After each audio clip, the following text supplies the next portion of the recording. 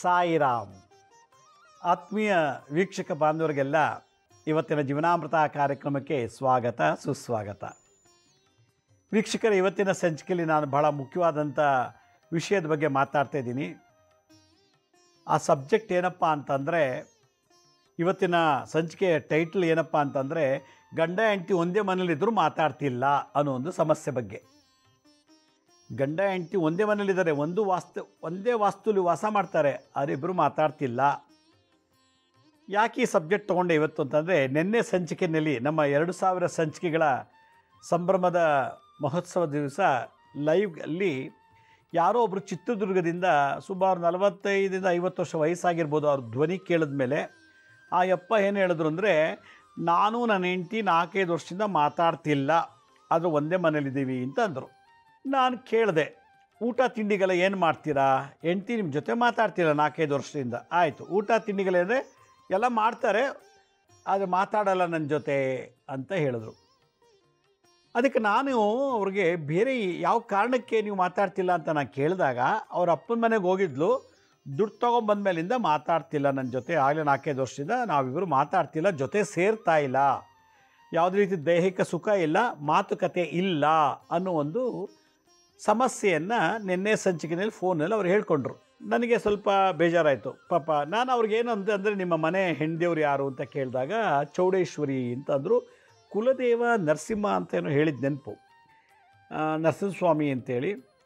ಇಲ್ಲಿ ಕುಲದೇವಿಗೆ ಹೋಗಿ ಸೇವೆ ಮಾಡಿಬಿಟ್ಟು ಬನ್ನಿ, ಎಳ್ನೀರು ಅಭಿಷೇಕ ಮಾಡಿಸಿ, ಮನಸ್ಸು ತಣ್ಣಗಾಗತ್ತೆ, ಎಳ್ನೀರು ಅಭಿಷೇಕ ಆದಾಗ ತಣ್ಣಗಾಗತ್ತೆ, ಚಂದ್ರಶಾಂತಿ ಆಗತ್ತೆ, ದೇವರಿಗೊಂದು ಸೀರೆ ಉಡಿಸ್ಬಿಟ್ಟು ಪ್ರಾರ್ಥನೆ ಮಾಡ್ಕೊಂಡು ಬನ್ನಿ ಅಂತ ನಾನು ಪರಿಹಾರ ತಿಳಿಸಿದೆ.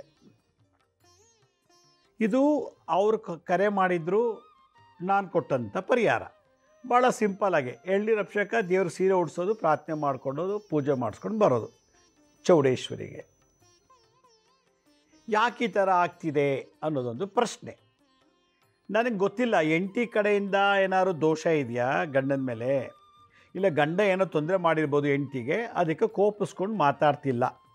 ನಾನು ಫುಲ್ ಕೇಳಲಿಲ್ಲ, ಯಾಕಂದರೆ ಪಬ್ಲಿಕಲ್ಲಿ ಅದು ಕೇಳೋದು ಬೇಡ. ಕಾಲಲ್ಲಿ ಕೋಟ್ಯಾಂತರ ಜನ ಕಾರ್ಯಕ್ರಮ ನೋಡ್ತಾರೆ, ಅವರು ಕೂಡ ಕಾರ್ಯಕ್ರಮ ನೋಡ್ಬೋದೇನೋ. ಅವ್ರ ಹೆಂಡ್ತಿಗೆ ಹೊಡೆದ್ರಾ ನೀವು, ಬೈದ್ರಾ ನೀವು, ಅದಕ್ಕೆ ಅವರು ನಿಮ್ಮ ಜೊತೆ ಮಾತಾಡ್ತಿಲ್ಲ ಅಂತ ಕೇಳ್ಬೋದಿತ್ತು. ಇಲ್ಲ ಹೆಂಡ್ತಿ ನಿಮಗೇನು ತೊಂದರೆ ಮಾಡ್ತಿದ್ದಾರಾ, ಅಥವಾ ಅವ್ರಿಗೇನೋ ನೀವು ಕೇಳಿದ್ದು ಕೊಡಿಸಿಲ್ಲ, ಅವ್ರು ಹೇಳೋ ಥರ ನೀವು ಮಾಡಿಲ್ಲ ಅನ್ನೋದ್ರ ಇತ್ತು ಅಂದರೆ ಅದು ತೊಂದರೆ ಇರ್ಬೋದು ಮಾತಾಡಲಿಕ್ಕೆ. ಸಮಸ್ಯೆ ಏನು ಅಂತ ಗೊತ್ತಿಲ್ಲ. ಆದರೆ ಇವತ್ತಿನ ಈ ಒಂದು ಸಮಾಜದಲ್ಲಿ, ಈ ಒಂದು ಕಂಪ್ಯೂಟರ್ ಯುಗದಲ್ಲಿ ಭಾಳಷ್ಟು ಸಂಸಾರಗಳಲ್ಲಿ ಗಂಡ ಹೆಂಡ್ತಿರು ಮಾತಾಡಲ್ಲ. ನಾನು ತುಂಬ ಅಬ್ಸರ್ವ್ ಮಾಡಿದ್ದೀನಿ. ಕಾರಣಗಳು ಹಲವಾರಿದೆ. ನನ್ನ ರಿಸರ್ಚ್ ಪ್ರಕಾರ, ನನ್ನ ಈ ಒಂದು 48-50 ವರ್ಷದ ಅನುಭವದ ಆಧಾರದ ಮೇಲೆ ನೋಡಿದಾಗ, ಗಂಡ ಹೆಂಡ್ತಿ ಯಾಕೆ ಮಾತಾಡೋದಿಲ್ಲ ಅನ್ನೋದಕ್ಕೆ ಹಲವಾರು ಕಾರಣಗಳಿದೆ. ಒಂದು, ಹೆಂಡ್ತಿ ದೊಡ್ಡ ಶ್ರೀಮಂತರ ಮನೆಯಲ್ಲಿ ಬೆಳೆದಿರ್ತಾಳೆ, ಹುಟ್ಟಿ ಬೆಳೆದು ಲಕ್ಸುರಿ ಆಗಿರ್ತಾಳೆ. ಗಂಡನ ಮನೆಗೆ ಬಂದಾಗ ಆ ಥರ ಸುಖ ಸಿಗದಿರೋದ್ರಿಂದ ಅವಳು ಗಂಡನೇ ದ್ವೇಷಿಸ್ತಾಳೆ. ದ್ವೇಷ ಮಾಡೋದು ಅಂದ್ರೇನು, ಮಾತಾಡಲ್ಲ. ಎರಡನೇದು, ಗಂಡನಿಗಿಂತಲೂ ನಾನು ಚೆನ್ನಾಗಿ ಓದಿದ್ದೀನಿ, ಗಂಡ ಇನ್ನೂ ಹೆಚ್ಚಿಗೆ ಓದಿಲ್ಲ, ಅವನ ಸಂಬಳ ಸರಿಯಾಗಿ ತರೋದಿಲ್ಲ, ಕಮ್ಮಿ ಸಂಬಳದಲ್ಲಿದ್ದಾನೆ ಅಂತೇಳಿ ಒಂದು ಅಹಂಕಾರದಿಂದ ಹೆಂಡತಿ ಗಂಡನ ಜೊತೆ ಮಾತಾಡದೇ ಇರ್ಬೋದು. ಮೂರನೇದು, ನನಗೆ ಇಷ್ಟ ಇಲ್ಲ, ಬಲವಂತವಾಗಿ ಇವನ್ನ ಮದುವೆ ಮಾಡಿಬಿಟ್ರು, ನಾನು ಯಾರನ್ನೋ ಲವ್ ಮಾಡಿದ್ದೆ, ನಾನು ಇನ್ಯಾರನ್ನೋ ಮದುವೆ ಮಾಡ್ಕೋಬೇಕು ಅಂತಿದ್ದೆ, ನಮ್ಮ ಅಪ್ಪ ಅಮ್ಮನ ಬಲವಂತಕ್ಕೆ ಇವನ್ನ ಮದುವೆ ಮಾಡ್ಕೊಂಬಿಟ್ಟೆ, ಆದ್ದರಿಂದ ನನಗೆ ಇವ್ನಿಗೆ ಇಷ್ಟ ಇಲ್ಲ, ಅವನ ಜೊತೆ ಸಂಸಾರ ಮಾಡಲಿಕ್ಕೆ, ದೇಹ ಸುಖ ತೊಗೊಳ್ಳಿಕ್ಕೆ ಇಷ್ಟ ಇಲ್ಲ ಅಂಥೇಳಿ ಮನೇಲೇ ಇರ್ತಾರೆ, ಮಾತುಕತೆ ಇಲ್ಲ, ಏನಿಲ್ಲ. ಒಂಥರ ಗೆಸ್ಟ್, ಹೋಟ್ಲಲ್ಲಿ ಲಾಡ್ಜಲ್ಲಿ ಹೇಗೆ ನಾವು ಗೆಸ್ಟ್ ಆಗಿರ್ತೀವೋ ಹಂಗಿರ್ತಾರೆ ಮನೆ ಒಳಗಡೆ. ನಾಲ್ಕನೇದು, ನಾನು ಹೇಳಿ ತಂದುಕೊಡಲ್ಲ, ಚೈನ್ ಬೇಕು, ಓಲೆ ಬೇಕು, ಚಿನ್ನದ ಬಳೆ ಬೇಕು, ಕಾರ್ ಬೇಕು, ಟಿ ವಿ, ಫ್ರಿಜ್ ಇವೆಲ್ಲ ಬೇಕು, ಇಂಥ ತಂದುಕೊಡ್ದಾರಿಂದ ಗಂಡ ಇವನೆಂಥ ಗಂಡ, ಇವನ ಜೊತೆ ಯಾಕಿರಬೇಕು ಅಂಥೇಳಿ ಮಾತಾಡದೇ ಇರೋದು ಬಿಡ್ಬೋದು. ಆರನೇ ರೀಸನ್ ಏನಿರ್ಬೋದು ಅಂದರೆ,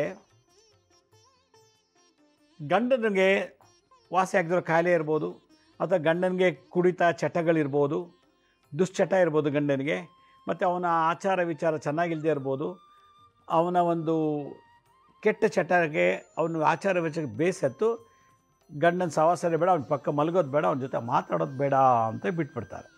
ಇನ್ನೊಂದು ರೀಸನ್ನು, ಗಂಡ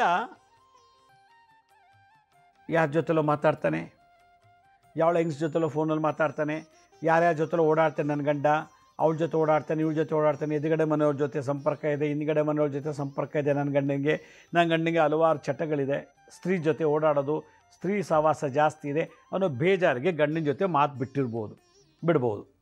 ಇನ್ನೊಂದು ರೀಸನ್ನು, ನಾನು ಮದುವೆ ಆಗಿರೋದು ಗಂಡನ್ನ, ಇವ್ರ ಮನೇಲಿ ನನ್ನ ಗಂಡನ ತಾಯಿ ಇದ್ದಾಳೆ, ನನ್ನ ಗಂಡನ ಅಪ್ಪ ಇದ್ದಾನೆ, ನನ್ನ ಗಂಡನ ಅಕ್ಕ ತಂಗಿರು, ಇವರೆಲ್ದೇ ದೊಡ್ಡ ಕೂಡು ಕುಟುಂಬ, ಇವ್ರಿಗೆಲ್ಲ ಅಡುಗೆ ಮಾಡಿಕೊಂಡು ಬೇಯಿಸ್ಕೊಂಡು ಇಂಥವ್ನು ಕಟ್ಕೊಂಡು ಇವನಿಂದ ಏನೂ ಲಾಭ ಇಲ್ಲ, ನನ್ನ ದೇಹ ಶ್ರಮ ಆಗ್ತಿದೆ ಅಂಥೇಳಿ ಕೋಪ ತಾಪಕ್ಕೆ ಗಂಡನ ಜೊತೆ ಮಾತಾಡದೇ ಇರ್ಬೋದು. ಇನ್ನೊಂದು ರೀಸನ್ನು, ಗಂಡ ಹೆಂಡ್ತಿ ಚೆನ್ನಾಗಿರಬಾರ್ದು ಅಂಥೇಳಿ ಅಲ್ಲೇ ಅವ್ರ ಕುಟುಂಬದವರೇ ಮಾಟ ಮತ್ತು ತಂತ್ರಪ್ರಯೋಗನೂ ಆಗಿರ್ಬೋದು, ಹೇಳಲಿಕ್ಕಾಗೋದಿಲ್ಲ. ಮತ್ತೊಂದು ರೀಸನು ಏನಪ್ಪ ಅಂತಂದರೆ, ನಮ್ಮ ಅಪ್ಪ ಮನೆಗೆ ಕಳಿಸಲ್ಲ ನನ್ನನ್ನು, ನಮ್ಮ ಅಪ್ಪ ಅಮ್ಮನ ಮನೆಗೆ ಬಂದರೆ ಇವರು ಸರಿಯಾಗಿ ನೋಡ್ಕೊಳ್ಳಲ್ಲ ನನ್ನ ಗಂಡನ ತಂದೆ ತಾಯಿಗಳು ಅನ್ನೋ ಒಂದು ಬೇಜಾರಿನಲ್ಲಿ ಗಂಡನ ಜೊತೆ ಮಾತಾಡದೇ ಇರ್ಬೋದು. ಗಂಡಂಗೆ ಎಲ್ಲ ಬರ್ತದೆ, ಸಂಬಳ ಇದೆ, ಒಳ್ಳೆಯ ಪೊಸಿಷನ್ ಇದೆ, ಎಲ್ಲ ಇದೆ, ಆದರೆ ನನಗೆ ಸರಿಯಾಗಿ ದುಡ್ಡು ಕೊಡ್ತಿಲ್ಲ, ನನಗೆ ಬೇಕಾದ ತಂದು ಕೊಡ್ತಿಲ್ಲ ಅಂಥೇಳಿ ಗಂಡನಿಗೆ ಕೋಪ ಬರಲಿ, ಅವ್ನು ನನ್ನ ಜೊತೆ ಮಾತಾಡದೇ ಥರ ಆಗಬೇಕು ಅಂತೇಳಿ ಹೆಂಡತಿ ಬಿಟ್ಬಿಡ್ತಾಳೆ. ಇನ್ನೊಂದು, ಗಂಡ ಇದ್ದಾನೆ ಆದರೆ ಅವನ ರೂಪ ಸರಿ ಇಲ್ಲ, ಮೈತುಂಬ ರೋಗ, ದುಶ್ಚಟಗಳು, ಸಂಬಳ ಕಮ್ಮಿ, ಆದಾಯ ಕಮ್ಮಿ, ವರಮಾನ ಕಮ್ಮಿ ಅಂತೇಳಿ ಗಂಡನ ಒಂಥರ ಕೆಟ್ಟ ನೋಡಿ ಅವಳ ಜೊತೆ ಸಂಪರ್ಕ ಕಟ್ ಮಾಡ್ಕೊಂಬಿಟ್ಟು ಇವಳು ಇನ್ನೊಬ್ಬನ ಸಹವಾಸದಲ್ಲಿ ಇರ್ತಾಳೆ. ಇನ್ನೊಬ್ಬನ ಜೊತೆ ಗಂಡನ ಏನು ಸಿಕ್ಕಿಲ್ಲೋ ಸುಖ ಅದನ್ನು ಎಲ್ಲಿ ಸಿಗುತ್ತೋ ಅದನ್ನು ಹುಡ್ಕೊಂಡು ಹೋಗಿರ್ತಾಳೆ. ಹೀಗಾಗಿ ಗಂಡನ್ನೇ ಒಂಥರ ಮೂಲೆಗಿಟ್ಬಿಟ್ಟು ಇವಳು ಆ ರೀತಿ ಮೆರಿತಾಳೆ. ಈ ಥರದ್ದು ದೋಷಗಳು ನಾವು ಸಮಾಜದಲ್ಲಿ ಎದ್ದು ಕಾಣ್ತದೆ. ಈ ಥರದ್ದೆಲ್ಲ ಇವತ್ತಿನ ದಿವಸ ಪ್ರತಿಯೊಂದು ಕುಟುಂಬದಲ್ಲೂ ನಡೀತಾ ಇದೆ. ಒಂದು ರೂಪಮದ, ನನಗಿಂತ ರೂಪ ಇವನು ಚೆನ್ನಾಗಿಲ್ಲ, ನಮ್ಮಂತ ಶ್ರೀಮಂತರು, ನಮ್ಮಪ್ಪ ಎಷ್ಟು ಶ್ರೀಮಂತ ಅಂತ ಇವಳಿಗೆ ಏನಂದರೆ ನಮ್ಮಪ್ಪನ ಮನೆ ತವ್ರ ಮನೆ ಅಷ್ಟು ಶ್ರೀಮಂತ, ಇವನು ಈ ಥರ ದರಿದ್ರ ಮನೆ, ಇವನು ಹೆಚ್ಚಿಗೆ ಓದಿಲ್ಲ, ಸರಿಯಾದ ದುಡಿಯಲ್ಲ, ಕೆಟ್ಟ ಚಟ, ಏನೋ ಲೆಕ್ಕಾಚಾರ ಹಾಕ್ಕೊಂಡು ಅವನನ್ನು ಚೆನ್ನಾಗಿ ತಿರಸ್ಕಾರ ಮಾಡಿ ಬಿಟ್ಬಿಡೋದು, ಮಾತೇ ಆಡೋಲ್ಲ, ಹತ್ರಕ್ಕೆ ಸೇರಿಸಲ್ಲ, ಮುಟ್ಟಕ್ಕೆ ಬಿಡಲ್ಲ. ಈ ಥರದ್ದು ಕೆಲವು ಮನೆಗಳಲ್ಲಿ ನಡೀತಾ ಇದೆ. ನಾನು ಇಷ್ಟೊತ್ತು ಯಾಕೆ ಹೆಂಗಸು ಗಂಡನ ಜೊತೆ ಮಾತಾಡೋದಿಲ್ಲ ಅನ್ನೋದೊಂದನ್ನು ನಾನು ತಿಳಿಸ್ಕೊಟ್ಟೆ. ಕೆಲವು ಮನೇಲಿ ಗಂಡಸ್ರ ಹೆಂಡತಿ ಜೊತೆ ಮಾತಾಡೋಲ್ಲ. ಯಾಕೆ? ನಾನು ಎಲ್ಲೋಗ್ತೀನಿ, ಎಲ್ಲಿ ಬರ್ತೀನಿ ಎಲ್ಲ ಹೇಳಬೇಕು, ದುಡ್ದಿದ್ದೆಲ್ಲ ನನ್ನ ಕೈಲಿ ತಂದು ಕೊಡಬೇಕು, ಇಡೀ ಗಂಡನ ಜುಟ್ಟು ಹೆಂಡ್ತಿ ಕೈಲಿರಬೇಕು, ನಾನು ಕಂಟ್ರೋಲ್ ಮಾಡಬೇಕು, ನಾನು ಹೆಂಡ್ತಿಗೆ ಗುಲಾಮ್ನಾಗಬೇಕು ಅನ್ನೋ ಒಂದು ಹಠ ನನ್ನ ಹೆಂಡ್ತಿಲಿದೆ, ಅದಕ್ಕೆ ನಾನು ಮಾತಾಡಲ್ಲ, ಅವಳ ಹತ್ತಕ್ಕೆ ಸೇರಿಸಲ್ಲ ಅಂತ ಒಬ್ಬ ಅಂತಾನೆ.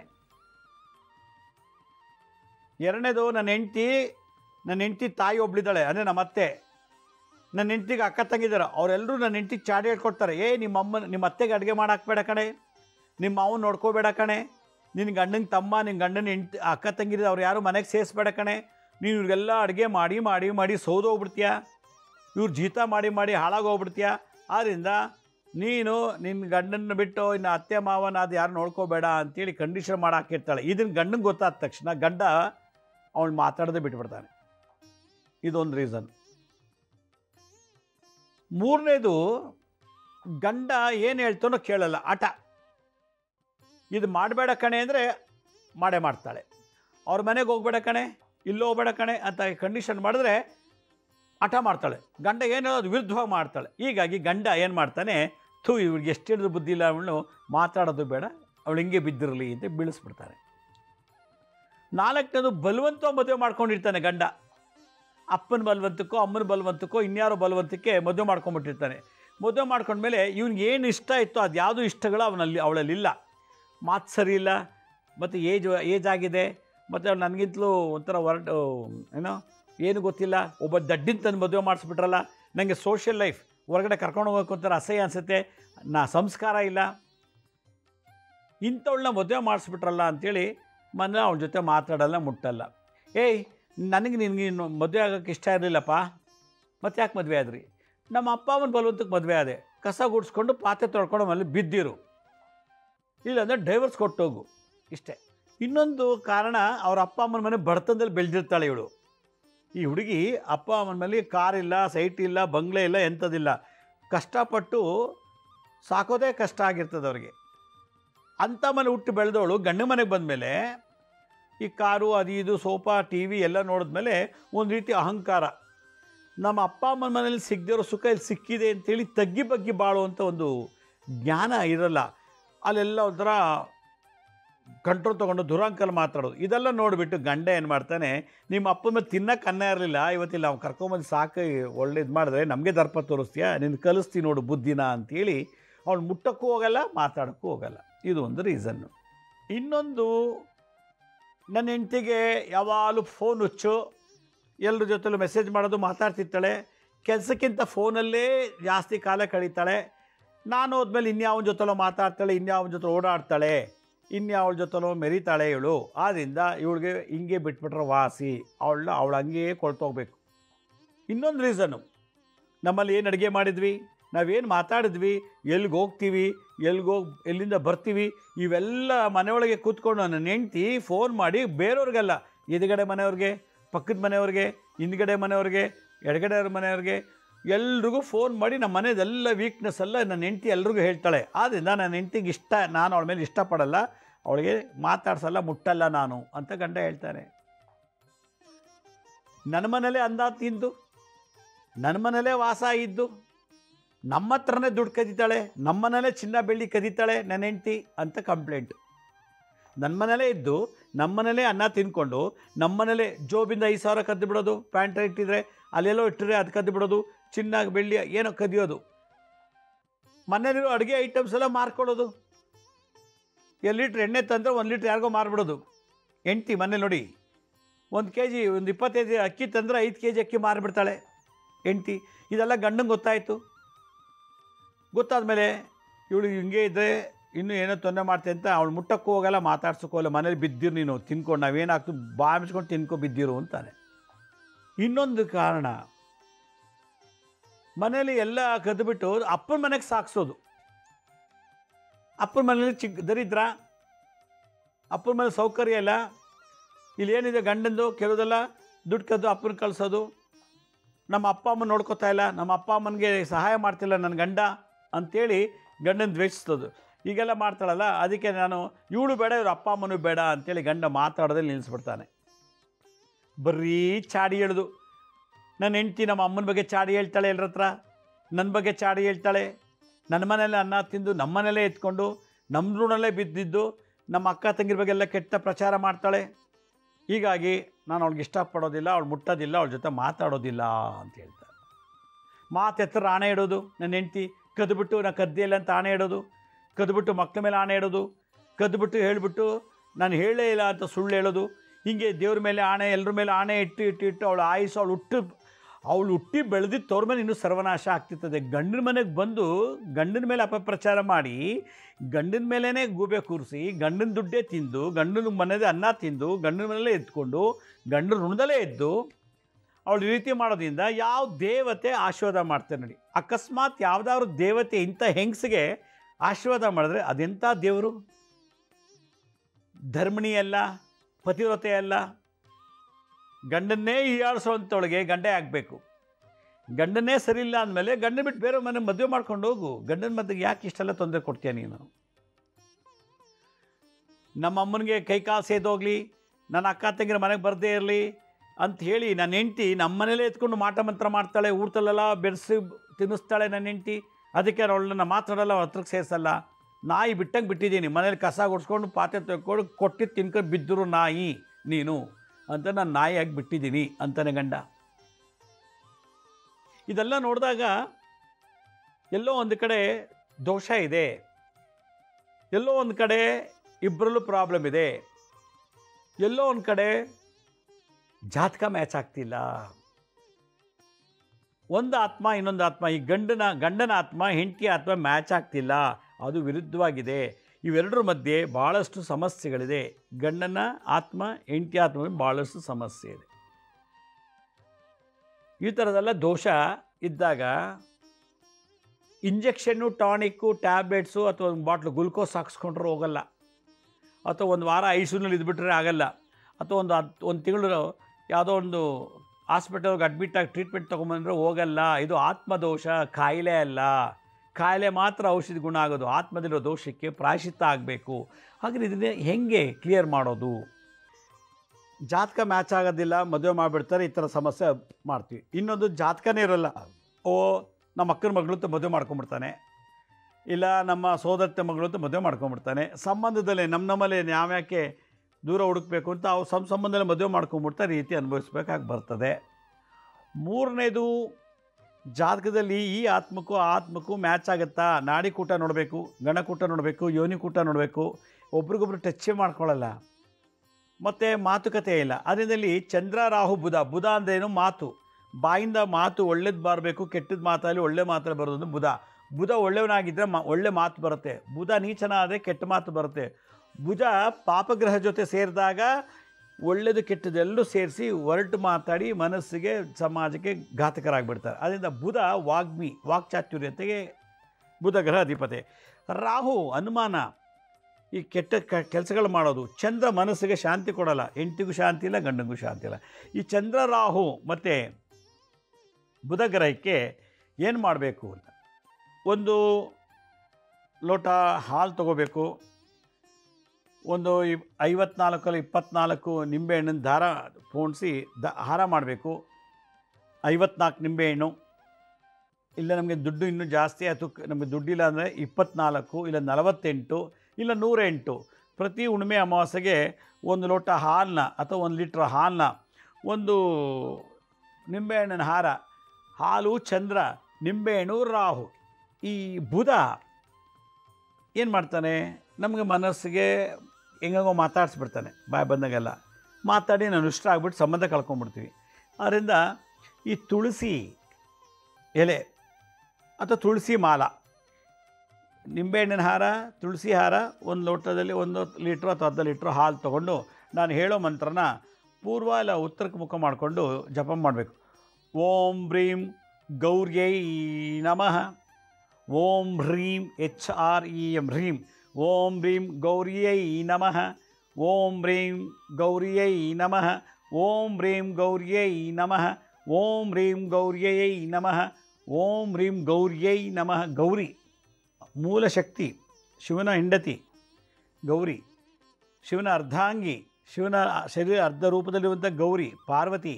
ಆ ದೇವಿಯ ಮಂತ್ರವನ್ನು ಹೇಳಿದಾಗ ಈ ಗಂಡ ಹೆಂಡರ ಮಧ್ಯೆಲಿರ್ತಕ್ಕಂಥ ಹಲವಾರು ಲೋಪದೋಷ, ಚಂದ್ರ, ರಾಹು ಮತ್ತು ಬುಧಗ್ರಹ ದೋಷ ಇರೋದನ್ನು ನಿವಾರಣೆ ಮಾಡ್ತಾರಂತೆ.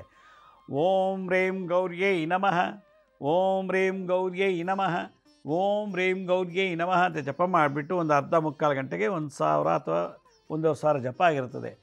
ತೊಗೊಂಡೋಗ್ಬಿಟ್ಟು ಇದನ್ನು ಆಂಜನೇಯ ದೇವಸ್ಥಾನಕ್ಕೆ ಕೊಡಬೇಕಿದ್ದನ್ನು. ಹಾಲು, ತುಳಸಿ ಮಾಲೆ, ನಿಂಬೆಹಣ್ಣು, ಇದನ್ನು ಆಂಜನೇಯ ರಾಹುಗ್ರಹಕ್ಕೆ ಶಾಂತಿಪ್ರಿಯ, ರಾಹುನ ಸಮಾಧಾನಪಡಿಸುವ ಶಕ್ತಿ ಆಂಜನೇಯನಿಗಿದೆಯಂತೆ. ಈ ಥರ ನಿಮ್ಮ ಸಮಸ್ಯೆ ಪರಿಹಾರ ಆಗೋವರೆಗೂ ಹುಣ್ಣಿಮೆ ಅಮಾವಾಸ್ಯೆಗೆ ಇದು ಮಾಡ್ತಾ ಮಾಡ್ತಾ ಭಗವಂತನಿಗೆ, ಆಂಜನೇಯನಿಗೆ ಅರ್ಪಣೆ ಮಾಡ್ತಾ ಬಂದರೆ ಭಾಳ ಒಳ್ಳೆಯದು.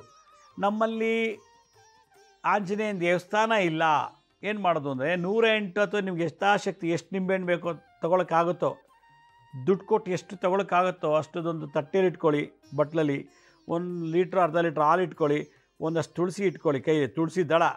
ಮಾಲೆ ಸಿಕ್ಕಲಿಲ್ಲ ಅಂದರೆ ಜಪ ಮಾಡಿ ಹಾಲನ್ನ ಅನಾಥಾಶ್ರಮಕ್ಕೆ ಕೊಡಿ, ಇಲ್ಲ ವೃದ್ಧ ದಂಪತಿಗಳಿಗೆ ಕೊಡಿ. ವೃದ್ಧ ದಂಪತಿನಲ್ಲಿ ಆಂಜನೇಯನ ವಾಸ ಇರ್ತಾರಂತೆ. ಆ ನಿಂಬೆಹಣ್ಣು ಇದೆಯಲ್ಲ, ಆ ನಿಂಬೆಹಣ್ಣು ಅನಾಥಾಶ್ರಮ, ವೃದ್ಧಾಶ್ರಮಕ್ಕೆ ದಾನ ಮಾಡಿಬಿಡಿ. ಆ ತುಳಸಿ ಇದೆಯಲ್ಲ, ಆ ತುಳಸಿನ ಅಲ್ಲಿರೋ ಎಲ್ಲ ಅನಾಥ ಮಕ್ಕಳಿಗೆ, ವೃದ್ಧರಿಗೆ, ವೃದ್ಧಾಶ್ರಮದಲ್ಲಿ ಎಲ್ಲಿಗೂ ಸ್ವಲ್ಪ ಡಿಸ್ಟ್ರಿಬ್ಯೂಟ್ ಮಾಡಿ ಕೊಡಿ, ಹಂಚಿಕೊಡಿ. ಇವೆಲ್ಲ 3 ಸೇವೆ ಆಂಜನೇಯಂಗೆ ತಲುಪತ್ತಂತೆ. ಆಗ ಚಂದ್ರ, ರಾಹು, ಬುಧ ಗ್ರಹಕ್ಕೆ ಶಾಂತಿ ಆಯಿತು. ಅಯ್ಯೋ ಹಾಲು ತರಕ್ಕೂ ದುಡ್ಡಿಲ್ಲ, ನಿಂಬೆಹಣ್ಣು ತರಕ್ಕೂ ದುಡ್ಡಿಲ್ಲ, ತುಳಸಿ ಹೂ ತರಕ್ಕೂ ದುಡ್ಡಿಲ್ಲ, ತುಳಸಿ ಮಾಲೆ ಅಂದರೆ ಕಣ್ಣು ಮುಚ್ಕೊಂಡು ಓಂ ಹ್ರೀಂ ಗೌರ್ಯೈ ನಮಃ, ಓಂ ಹ್ರೀಂ ಗೌರ್ಯೈ ನಮಃ, ಓಂ ಹ್ರೀಂ ಗೌರ್ಯೈ ನಮಃ, ಓಂ ಹ್ರೀಂ ಗೌರ್ಯೈ ನಮಃ, ಓಂ ಹ್ರೀಂ ಗೌರ್ಯೈ ನಮಃ ಅನ್ನೋ ಜಪ ಮಾಡ್ತಾ ಇರಬೇಕು. ಆಗ ಮಾತಾಡಿದವರೆಲ್ಲ ಮಾತಾಡ್ತಾರೆ. ಏನೇನು ದ್ವೇಷ ಇತ್ತು ಅದೆಲ್ಲ ಪೂರ್ವಜನ್ಮದ ಕರ್ಮ. ಪೂರ್ವಜನ್ಮದ ಕರ್ಮದಿಂದ ಈ ರೀತಿ ಮದುವೆ ಆಗಿಬಿಡ್ತಾರೆ. ಅದೇ ಬಾಂಧವ್ಯ ಇರೋದಿಲ್ಲ, ದೇಹ ಸುಖ ಇಲ್ಲ, ಮಾತುಕತೆ ಇಲ್ಲ, ಕಷ್ಟ ಸುಖ ಹಂಚ್ಕೊಳ್ಳಲ್ಲ, ಕಷ್ಟ ಸುಖಕ್ಕೆ ಭಾಗಿಯಾಗೋದಿಲ್ಲ. ಇದಕ್ಕೆಲ್ಲ ಪ್ರಧಾನ ದೇವತೆ ಪ್ರಾಣದೇವರು ಆಂಜನೇಯ. ಇದನ್ನು ಜಪ ಮಾಡಿ ಆಂಜನೇಯನ ದರ್ಶನ ಮಾಡ್ತಾಯಿರಿ. ಎಂಥ ವಿಘ್ನಗಳು ಇದ್ದರೂ ಕೂಡ ಆಂಜನೇಯ, ಒಂದು ಕಡೆ ಆಂಜನೇಯ ಬ್ರಹ್ಮಚಾರಿ ಅಂತಾರೆ, ಒಂದು ಕಡೆ ವಿವಾಹಿತ ಅಂತಾರೆ. ಅದು ಬೇಡ ನಮಗೆ, ಅದು ಆಂಜನೇಯ ಪರ್ಸ್ನಲ್ ಮ್ಯಾಟ್ರ್ ಅದು. ಬಟ್ ಆಂಜನೇಯ ಇರುವಂಥ ಶಕ್ತಿ ಇದೆಯಲ್ಲ, ಅದಕ್ಕೆ ನಾವು ಬೆಲೆ ಕೊಡಬೇಕು.